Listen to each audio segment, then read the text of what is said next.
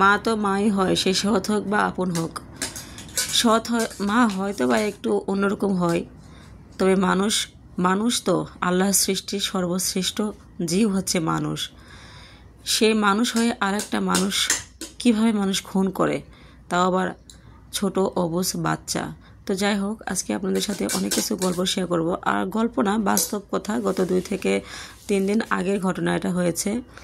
যদি অন্য ফোনের ভিডিও এই ফোন থেকে হচ্ছে আমার চ্যানেলে যদি আপলোড করা যেত তাহলে আমি আপলোড করে দেখাতাম, বাট সেটা আমার চ্যানেলের জন্য ক্ষতি হবে। তো অন্য কোনো ফোনের ভিডিও আমি সেটা আপলোড করলাম না। তো আমার হচ্ছে, আমি তো ঢাকাতে থাকি। গত 3 দিন আগের ঘটনা এটা হচ্ছে আমার শ্বশুরবাড়ির এলাকাতে। হচ্ছে ছেলেটা 8 বছরের একটা ছেলে। আমি গত 2 দিন আগে ভিডিওতে আর কি ফেসবুকে দিয়েছে, দেখেছি, পরে বাড়িতে ফোন করলাম, দেখলাম যে ঘটনাটা সত্য। তো সৎ মা ছেলেটাকে হচ্ছে এমন মার মেরেছে, হচ্ছে বাচ্চাটা মারাই গেছে। বাচ্চাটা এমন মার মেরেছে। তো প্রথমে আমি ভিডিওটা দেখে বিশ্বাস করতে পারছিলাম না যে এই ঘটনা আমাদেরই গ্রামে ঘটেছে। পরে আমি আসলে ফোন দিয়ে ক্লিয়ার হয়েছি, হ্যাঁ এই ঘটনাটা আমাদের গ্রামে ঘটেছে। তো আমি এটুকুই বলবো, আচ্ছা মা তো সেটা মাই হয়, তাই না? সেটা সৎ হোক বা আপন হোক, সে তো একটা বাচ্চা। কি এমন অপরাধ ছিল 8 বছরের একটা বাচ্চা যে সৎ মা খুন করে ফেললো?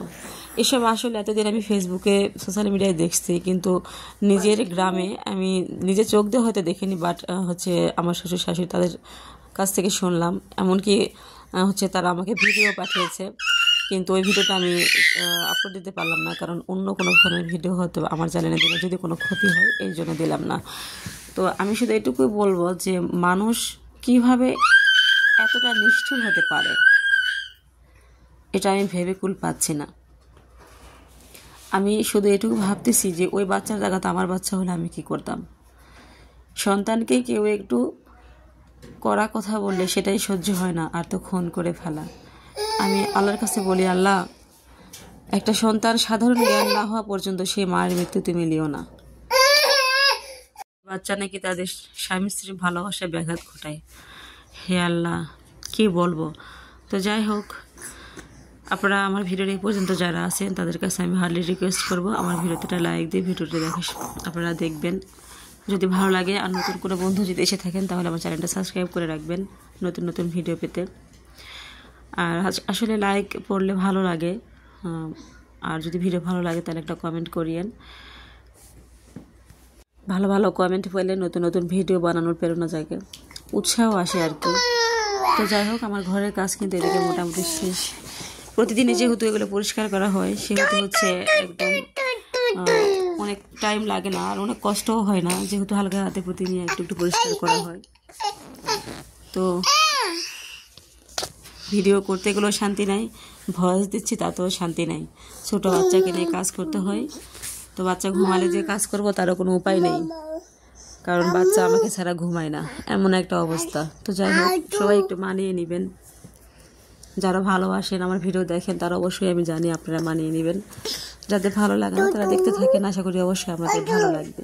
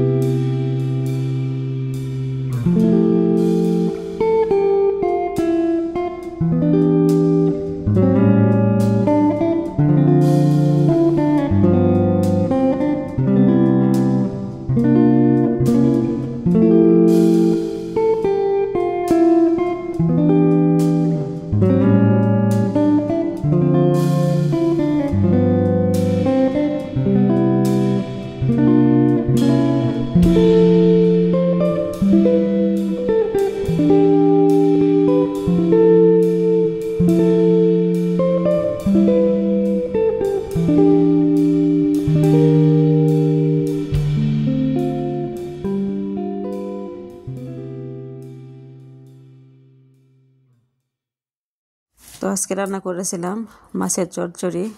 তো এটা কিন্তু শোল মাছ আমি ঝোল খুব কম খাই।